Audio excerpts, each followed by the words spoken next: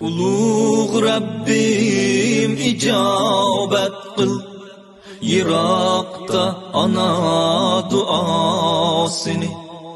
Ulug' Rabbim ijobat qil, zindonda ota duosini. Ulug' Rabbim ijobat qil, musafir yetim duosini. Ulug' Rabbim ijobat qil, vatansiz g'arib duosini. Ulug' Rabbim nasib ayla, ko'rishga vatan ozodini.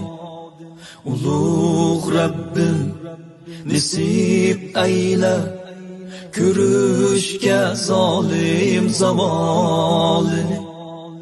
Ulug' Rabbim nasib ayla, ko'rishga onam jamolini.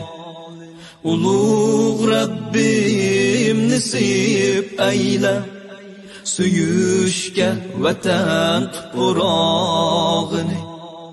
Ulug' Rabbim nasib ayla, kezishga vatan gulbog'ini.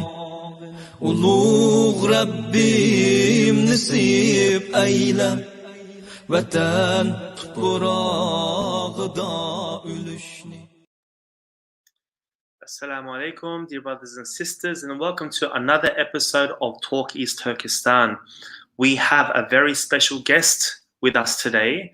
As you've seen in the ad today, I've got a very distinguished political analyst here with us to break down what's happening with the Uyghurs in US politics and US elections that are coming up. We have Mr. Michael Jones, who is a co-founder and national leader of the U.S. Tea Party movement and the healthcare executive.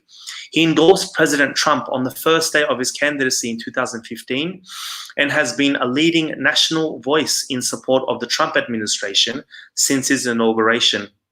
Michael served previously as a White House speechwriter to former President George H.W. Bush and as a foreign policy analyst at the Heritage Foundation. He also worked as Global Programs Director at the International Republican Institute, which supports democratic institutions and civil society around the world, and as a senior aide to a US Senator and Governor. In the 1980s and 90s, Michael was a leading proponent for the Reagan Doctrine, which is widely credited with ending the Cold War, and has been an outspoken advocate for democratization and human rights in Asia, Africa, Latin America, and elsewhere. He has been a leading American critic of human rights abuses in by China's Communist Party. And Michael is the author of the US and Africa Statistical Handbook, published by the Heritage Foundation, and has written on US foreign policy and other issues for the Wall Street Journal, the Christian Science Monitor, National Review, and other publications. So without further ado, I'd like to welcome Michael to our show. How are you today, Michael? How are you? I'm good, Arslan. How are you? Pleasure to be with you. Thank you for taking this interview at such a critical time in US history. Really is. Really is. I mean, obviously, from an American perspective, I mean, we're weeks away from making one of the most consequential political decisions in the history of the country. And I don't think we've really ever had quite this magnitude of differences as far as the direction that we're going to take. It's an enormous decision from those who are concerned about the plight of the Uyghurs and human rights generally under the Communist Party of China. I think the decision should be self-evident that we have one candidate with 47 years of kind of globalist inability to really face the reality of what we have in the Chinese government. And in President Trump, you go back even before his 2016 election, before he even entered politics, had a very realistic understanding of what he saw as an emerging threat from the Communist Party of China. These elections are so important to Uyghurs speaking to Uyghurs in the diaspora, the general feeling is they want Trump to win because historically, generally, Republicans support the Uyghurs. But for the first time in history, we have a leader, a U.S. leader, that has pretty much stuck his neck out for the Uyghurs to this level. I mean, every time he gets a chance to get on that podium, he's going against China for the Uyghurs, the Tibetans, Mongolians, Hong Kong, and especially now with what he calls the Chinese virus.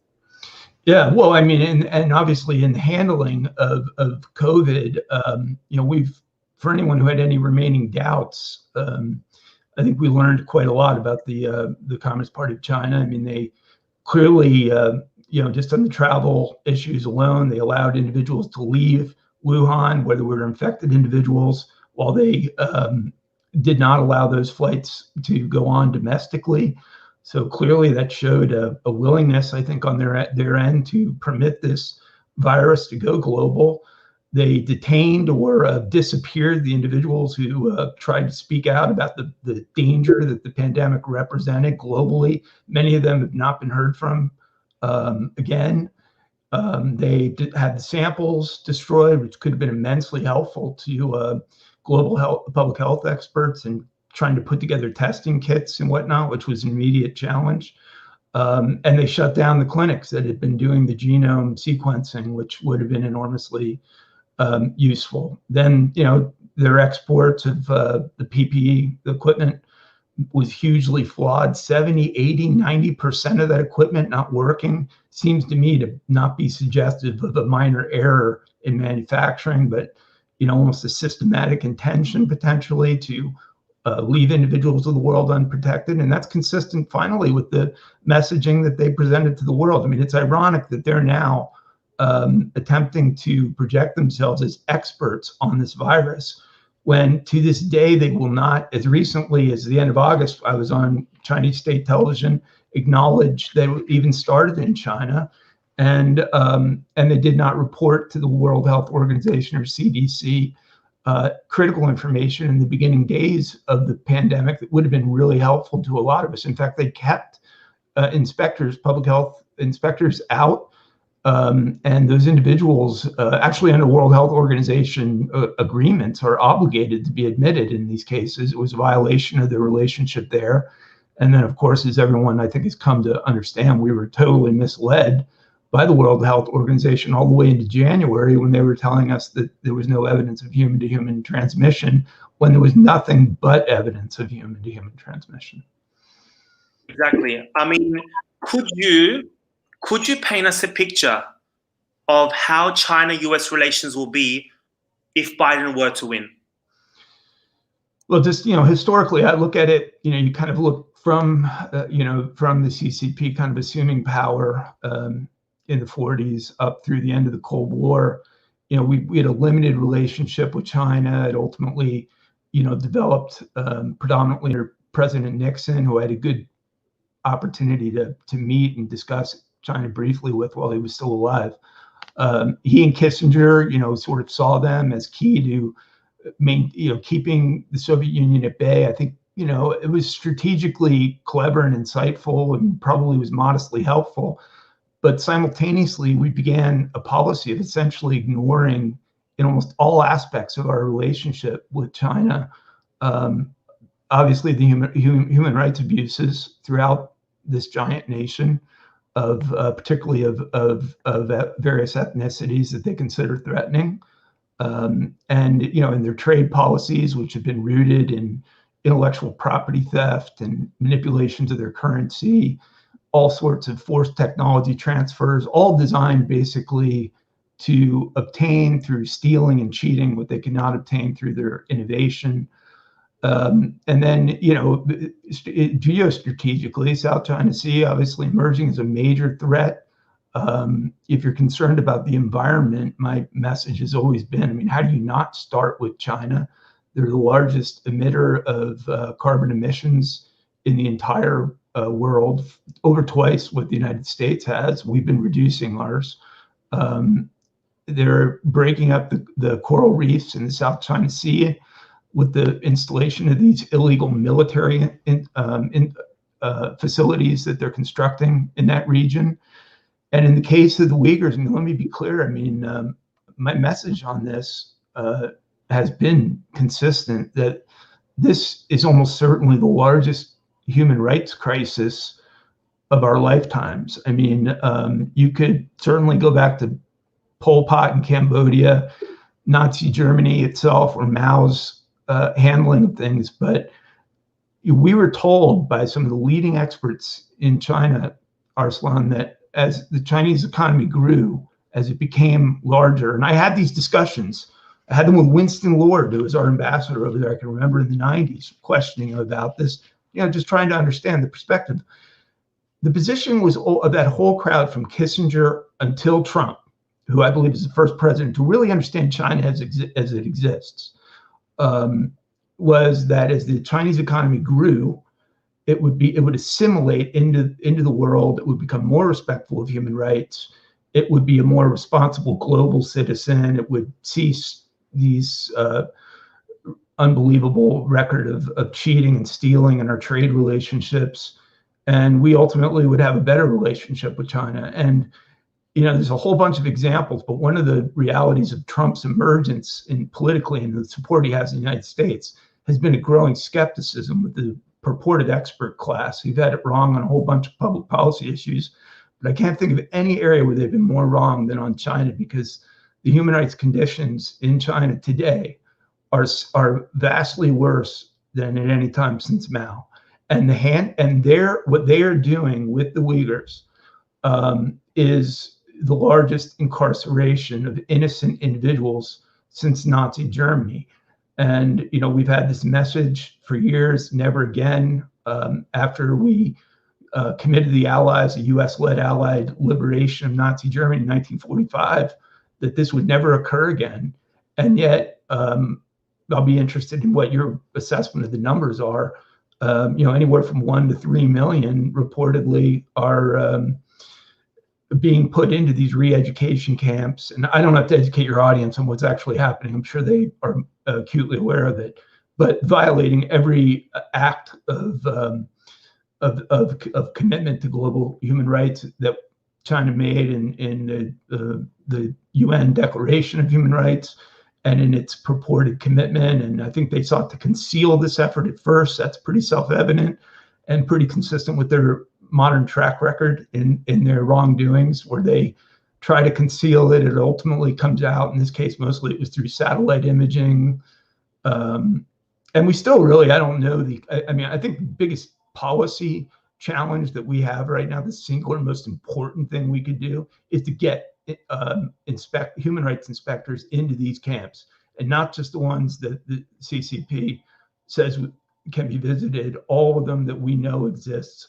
And we know that there's hundreds of them that have been created over the last 5 years or so. I think finally, just from a political standpoint, this, if you're upset about this, and you should be upset about it, I don't see anyone aside from the political realities of these governments around the world that have defended it, who's looked at this objectively and concluded that it's an acceptable level of practicing human rights.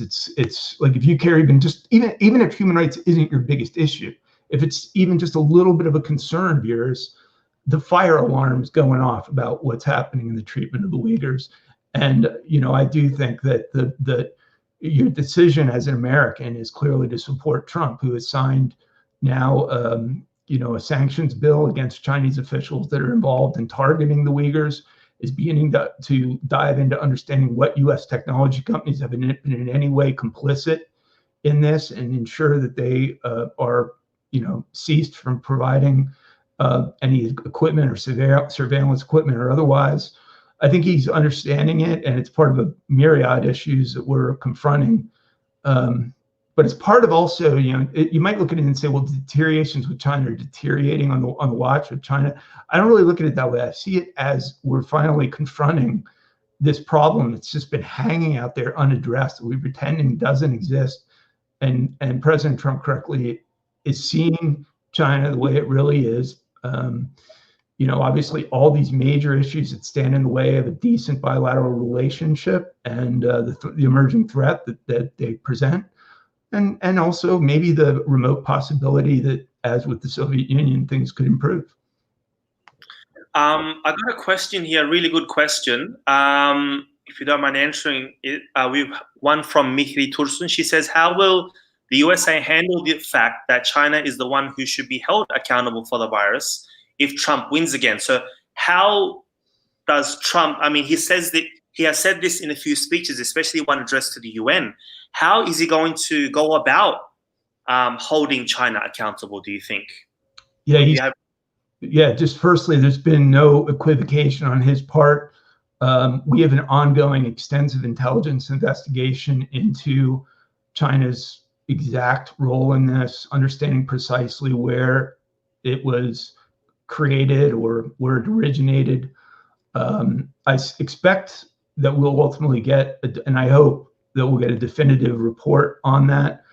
That's part of the tug of war also ongoing in this administration, is that we have intel agencies who've been there forever, that have been, quite honestly, part of the neglect in some ways, and some good people who want this information out. But this president's made it clear he wants a full report on China's involvement in it, and I think that'll be the first step.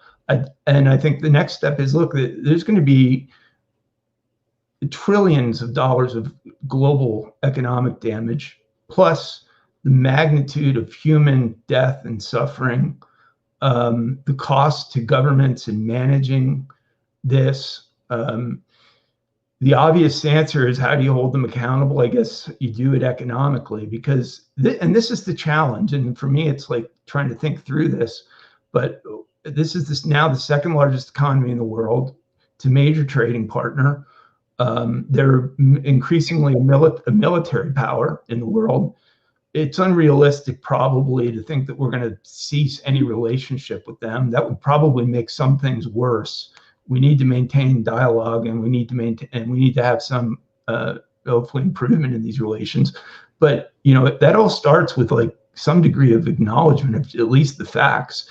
And when I have Chinese officials telling me as recently as a few weeks ago that they are unaware, will not acknowledge that this even originated in China, that to me suggests that they're just going to go down fighting on this whole thing. And it certainly raises the question, without getting into, this is not a conspiracy, but as I've worded it, if you were trying this in a court, you'd start with the question of whether there was motive for them to release this pandemic on the world. Their economy was starting to hurt as a result of President Trump's sanctions. They saw that President Trump's messaging in late 2019 was very good for re-election. Democrats didn't have a strong candidate. They don't have a strong candidate now. And he was delivering on these promises. We had over 7 million jobs created. Wages were beginning to rise. He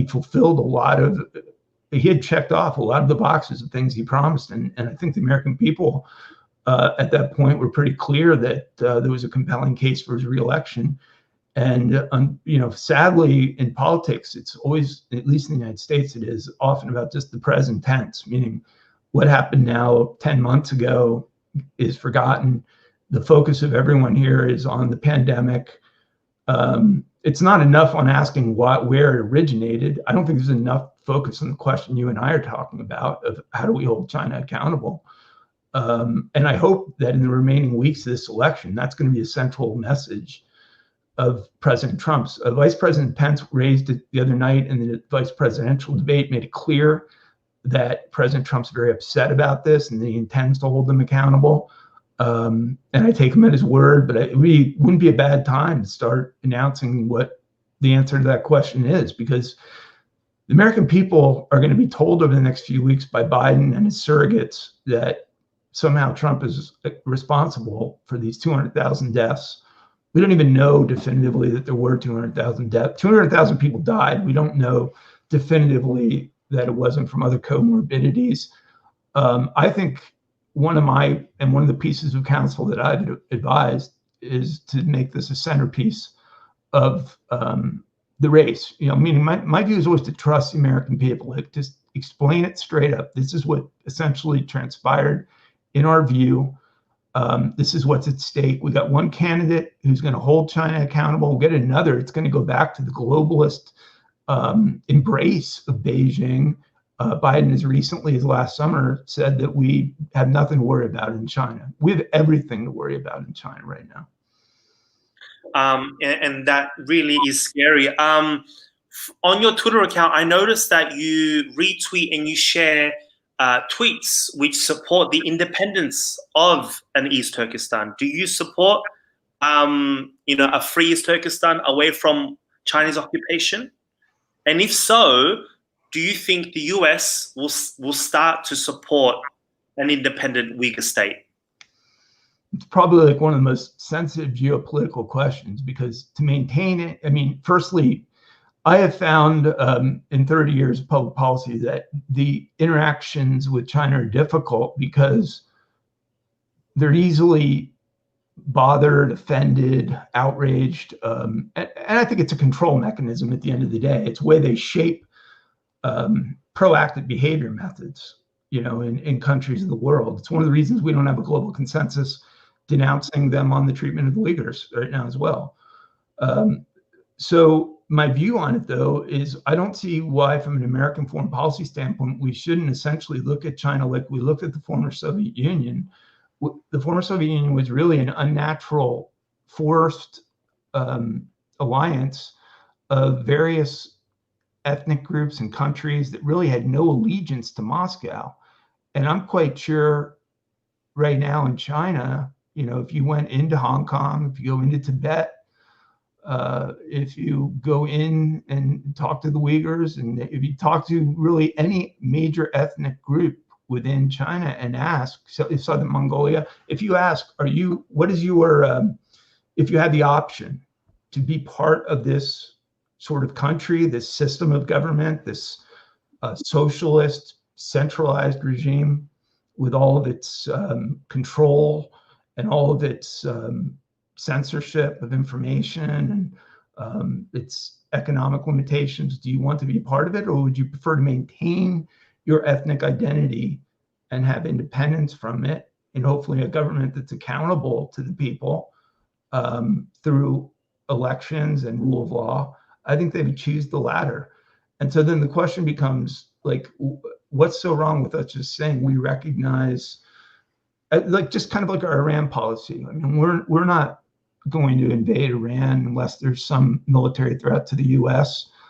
But we've always recognized the right of the people of Iran to shape their own future. I mean, what's so wrong about saying in these cases that the right of these ethnicities and people to self-determination is one that's guaranteed under the UN Declaration of Human Rights? It's guaranteed in contemporary political record as decent and humane treatment of governance.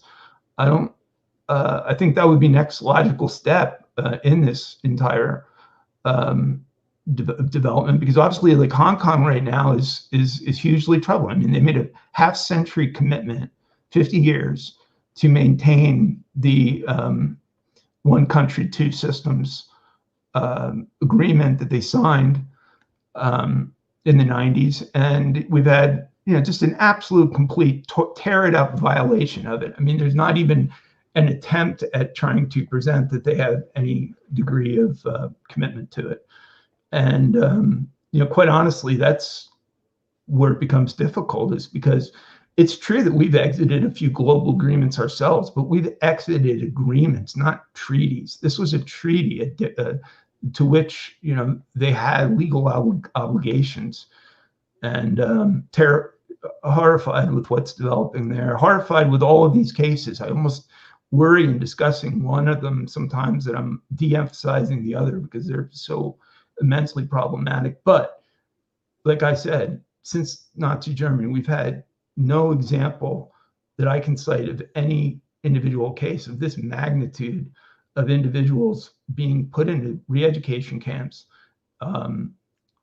having their rights abused in just about every conceivable way, exclusively because of their ethnic and religious identity. The U.S., as you mentioned before, President Trump has signed the Uyghur Human Rights Bill, and there's another one being worked on called the Forced Labor Bill. I mean, these bills and laws are coming out. And the House of Representatives today. Yeah. And I mean, these bills are coming out, laws are happening. I mean, Australia is considering putting up the Australian Magnitsky Act, but is this really going to do anything? It doesn't look like China is budging. No, doesn't. On any, and by the way, that's not just on this issue. I mean, I cited a number of the areas of conflict that exist. I mean, their aggression in the South China Sea is as great as it's ever been. Their repression of other ethnicities as great as it's ever been. I mentioned the Hong Kong situation. They continue to be engaged in intellectual property theft, in currency manipulation, and in the one of the I think stories that were just really beginning to be told is that they've infiltrated Western countries to an extraordinary degree. They've used money, lots of it. They've thrown it all over the world, put it into academic institutions, put it into think tanks. In fact, I want to read this to you because I was talking about China a little earlier on today. And it's pretty clear to me that every human rights organization has condemned the human rights practices of the CCP. Amnesty International, one of the most established human rights organizations in the world. This is their opening sentence in their most recent report. The human rights situation continued to be marked by a systematic crackdown on dissent. Okay, that's right. That's accurate. Human Rights Watch is also accurate. The Chinese Communist Party in 2019 marked the 70th anniversary of its rule by deepening repression. That's right. Then I happened to see that Brookings Institution, which is a major think tank that's probably the oldest established think tank in the United States, goes all the way back, into the mid 20th century, and is extremely large, extremely well funded, and which many of us have suspected has leveraged foreign funds in ways that have influenced its position on issues. In the ideal world, a think tank really should be that, right? You're saying, here's the problem, here's the solution. But when you put money into a think tank behind one of those propositions, it kind of changes the weighted balance. So I look at what's the Brookings opening sentence for their human rights report. Since the 1989 crackdown of student demonstrations in Tiananmen Square, human rights have bedeviled U.S.-Chinese relations. However, get this, the past decade reveals nascent trends toward openness in China that may provide the foundation for stronger protection of rights. Openness, nascent trends toward openness. That's the Brookings Institution. Now, I'm not president of the Brookings Institution. I'm not employed by the Brookings Institution. And I know some people have gone to work there, but this country should be calling the Brookings Institution right now. In fact, everyone in the world should be saying, update your human rights report. They have hundreds of employees sitting in there. Why are they projecting that somehow the human rights conditions in China are improving when in fact we all know they've never been this bad in 4 or 5 decades? Exactly. That you've just mentioned just a while ago, you said this is the worst atrocity happening to any group of people since the Holocaust, since Nazi Germany. But I want to play devil's advocate for a little bit. President Trump himself has still not labeled this a genocide. Mm-hmm. And Joe Biden did, but I think that was more because the elections are coming up and he'd do it. And then we're still waiting on, we had a social media campaign wanting Trump to call it a genocide. So something may happen on the US's part. And even if this is labeled a genocide by whoever is the president, what would happen after that? Well, firstly, the use of the word genocide is one that you can apply in a lot of these conditions, and you wouldn't be intellectually dishonest right now in saying there's genocide happening with the Uyghurs. Then there's also sort of the legal definition of the word, and it's not a word that any government can throw around flippantly, meaning when you do label a regime as being engaged in genocide, in this case, pretty systematic, it needs to be demonstrably proven, because other countries of the world can also label things that. And this ultimately gets to the question of what do you do? I mean, the post-Cold War era, which, I kind of defined with some global, I mentioned that there was some global consensus that we would never go through the camps that existed in the 30s and early 40s that basically were a product of Hitler's rise. And there was a commitment that we would never allow that to happen again. So now you have basically another ethnicity of the world that has been targeted, presumably because they are concerned about the independent thinking of an ethnic group, the independent political actions. I don't think that there's any realistic basis for them to view it as a national security threat. These individuals being imprisoned haven't been engaged in acts that justify that, to my not certainly not in this systematic way. So you turn to a group like the UN and you say, okay, this is why we created you, to address an issue like this.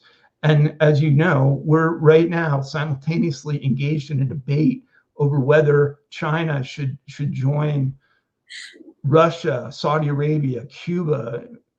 There's another country or two in there as members of the UN Human Rights Council. This is why President Trump, to his credit, said, look, when you're going to put some of the world's worst human rights abusers in the position of judging the human rights conditions of the world, we're out of it. And that was the appropriate move on his part. It was a bold one too, because I want to tell you, this multinationalism, which has guided policies of the United States for decades, it's proven valuable in some cases, but increasingly less so. And it's less so because for an institution like the UN to really function, you need to be able to build both it needs to operate objectively, and it needs to really have all those shared values.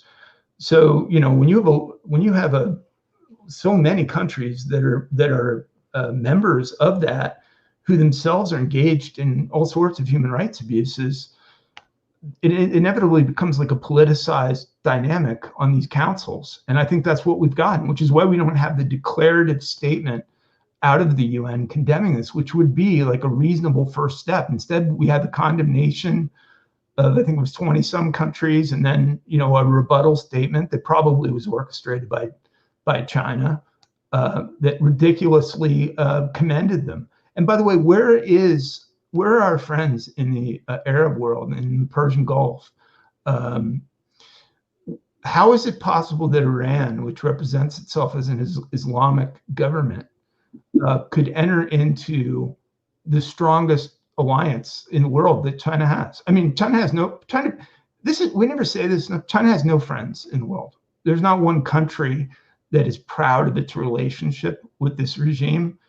But the one that's probably closest to it, based on commercial ties, political ties, and shared diabolical aspirations, is Tehran and Beijing. And to me, if you're in Iran right now, you just saw your government say that all this commitment to Islam and to the Muslim identity means nothing to them. It's all about power. And that they will throw those ideals, they use those ideals when it's helpful, and they toss them under the bus when they're not helpful.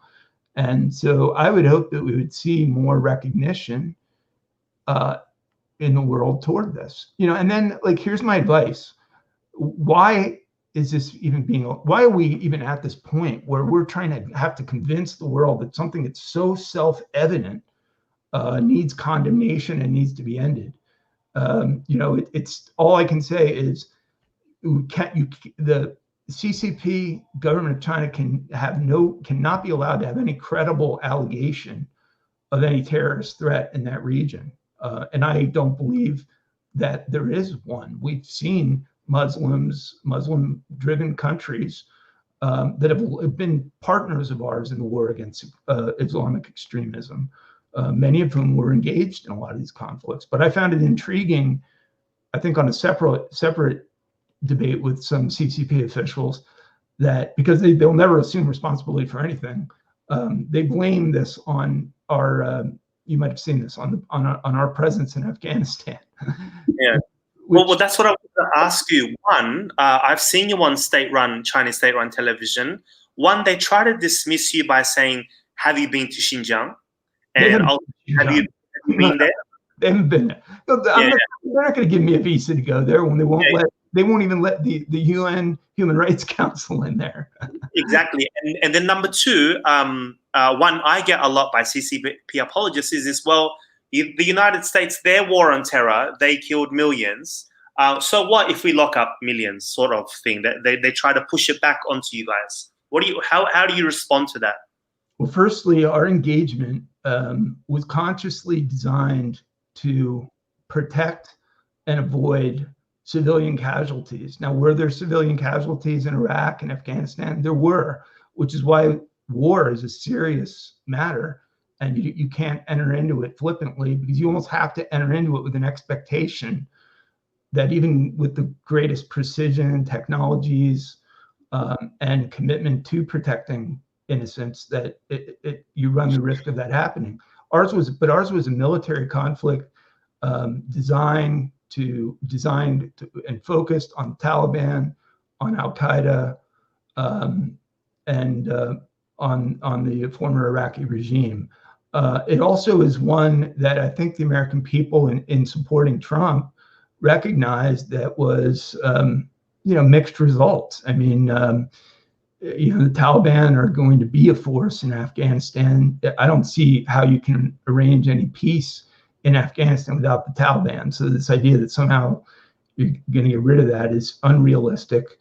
It's going to have to be a negotiated peace. And the people of Afghanistan, ultimately, if you go back, the British, their attempt to engage the Soviets in 1979, because I was involved in supporting the Mujahideen and helping repel them during that part of the Cold War, and then our own involvement after Al Qaeda training camps were behind 9/11. At some point, it's got to be like the people of Afghanistan who've been great beneficiaries now of it wasn't just our military involvement, but we poured a lot of support into building up infrastructure and trying to be helpful in that development of that country. But I think it's got to be ultimately in their hands. We can't impose on them a system of government or an ideology or anything that they ultimately aren't going to embrace. And quite honestly, between Afghanistan and Iraq, Iraq's been even worse. I mean, because we sort of opened the door for ISIS. We opened the door for Iranian Shiite Islam affiliated militias. And the challenge for Iraq is just as great. And by the way, some of these issues about borders and nationalities are ones that I think we have to have an open mind on. I mean, that's part of the challenge in Iraq too. And part of the challenge in Afghanistan is, in the U.S., we use this term federalism which is why we talk about the United States. It's not like with the central government. We have 50 states, they come together, they form the federal government, and we've gotten away from that in practice, but it's still a reality. Sometimes these can be solutions to some of these issues, meaning to your most difficult question of, a standalone East Turkestan government, could you potentially have some sort of federalist solution? Does China really want to be bogged down there with all these condemnations, with the isolation, with the inevitable economic price they're going to pay?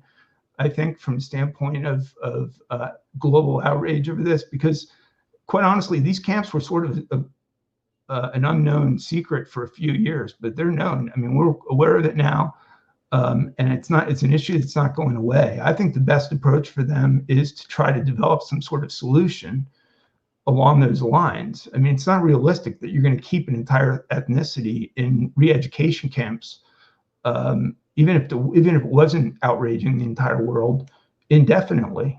But I do see, honestly, the signs of genocide are there in the sterilization, the identification of the group of people as a threat, or as a grouping of people because of their ethnicity, is the definition of what genocide is. And so that debate is going to go on here, and who knows? I mean, we ultimately may get there. I do think we need the more information that exists that can be objective, that can be entered, that we can use to educate all of our government, all of our political figures, all of those individuals that are running political movements in the country, the closer we can get to, I think, an objective determination on that. On Afghanistan, you mentioned a few minutes ago that there was, 39 nations supporting the Uyghurs, and then you had 45 nations, mostly China's client states, supporting China's policies against the Uyghurs. But surprisingly, Afghanistan wasn't on that list. Does this have to do with the US influence there? Look, I think the reality is these statements, when you put them together multinationally, are obviously a product of some geopolitical, geoeconomic influence. Would anybody in isolation, just ask the question, is this a good thing? Is this a bad thing? Feel that what's going on with the Uyghurs right now is positive? Everyone would universally condemn it, regardless of their religion, their ethnicity, their nationality.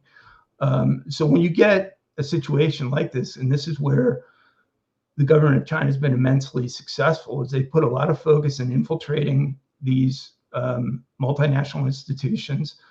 The Trump administration understands this completely. Biden either doesn't want to understand it or knows it and just doesn't care, doesn't want to assimilate it into his practices. But it's one of the reasons that we got out of the UN Human Rights Council. It's one of the reasons we're out of the World Health Organization. I mean, ultimately, if these groups can't do what their founding principles said they were going to do, what value do they really offer anyone? In fact, we would have been better off in the original days of the pandemic if there had been no World Health Organization. Yeah. Because in issuing that statement in January, there are a lot of public health officials around the world who viewed that organization credibly. And when they said there was no evidence of human-to-human transmission, felt relieved and let their guard down, which was a mistake at that point.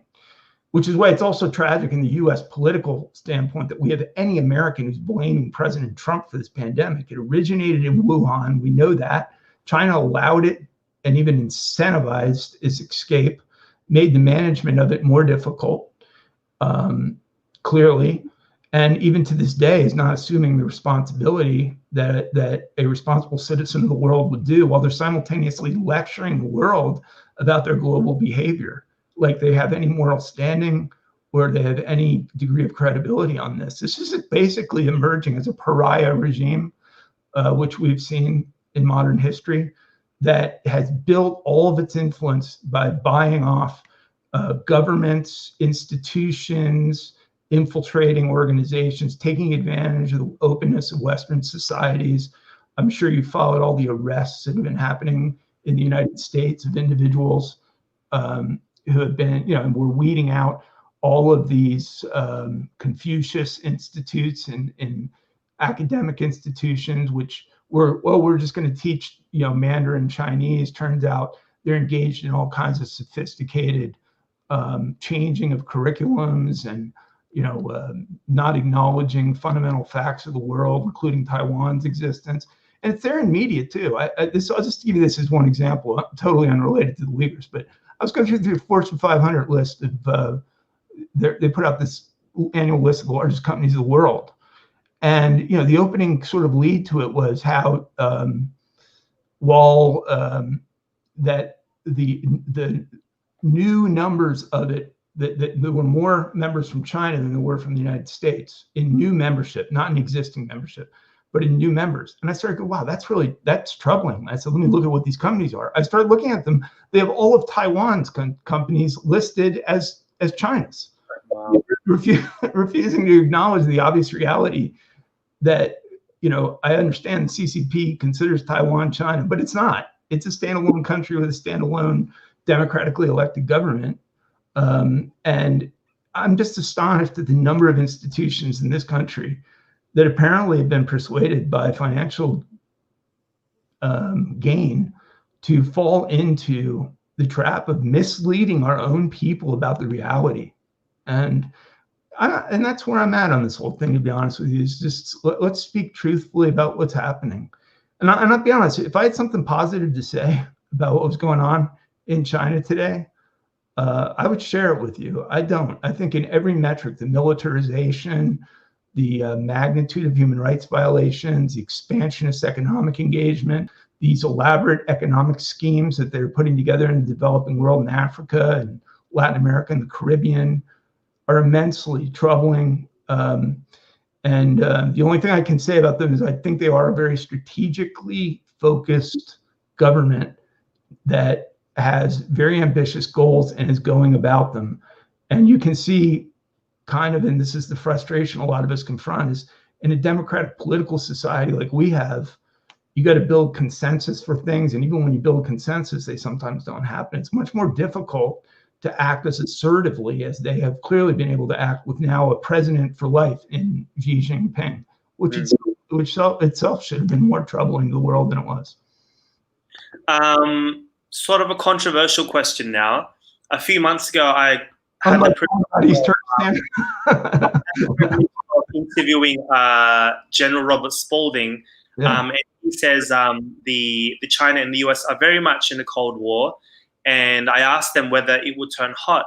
And he didn't expect it to do so. But after all these laws, after all these Magnitsky Acts and all these sanctions, doing nothing, surely the US must be thinking of some sort of Western military intervention. Well, our position is largely, I mean, we just ran U.S. ships through the Taiwan Strait in case that message is informally received in Beijing. The message of that is that these are independent waters. They're not China's waters. That's our message in the South China Sea as well.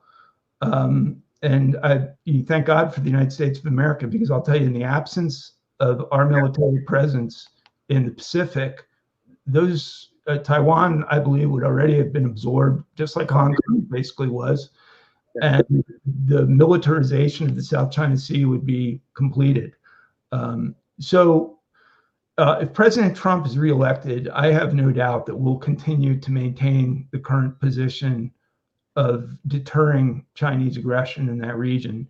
And if he's not reelected, I'm concerned with what I'm seeing out of even the rhetoric on this, which you would think would be, usually the rhetoric's harsher than the actual policy. I'm not even hearing the rhetoric on them. In fact, I mean, Uyghurs should be calling on Biden to condemn those practices. I haven't heard a word out of Biden or Harris on them, or on Hong Kong, or on Tibet, or on all of this intellectual property theft. The only thing they have to do, the only message they really have, is to try to blame everything going on our president, who, by the way, is the solution on the two biggest issues we have, the pandemic and the street violence. One is going to require assertive steps, ultimately, as you said, and holding China accountable. That's Trump, not Biden. And the second one has to do with ending this practice of these individual mayors ignoring the obvious violence in their streets and allowing, in so doing, allowing innocent individuals to be hurt. And that doesn't make us look good in the world either, and as someone who tries to represent the United States of America objectively to the world, it's very difficult for me to explain and articulate why this violence is occurring in the streets and there's not a restoration of order. I can tell you that these mayors were elected and they took oaths of office, and that their motivations are political, but it certainly reflects very poorly on them. And what party are all those mayors with? They're Democrats affiliated with Biden, and very much want to see Trump defeated.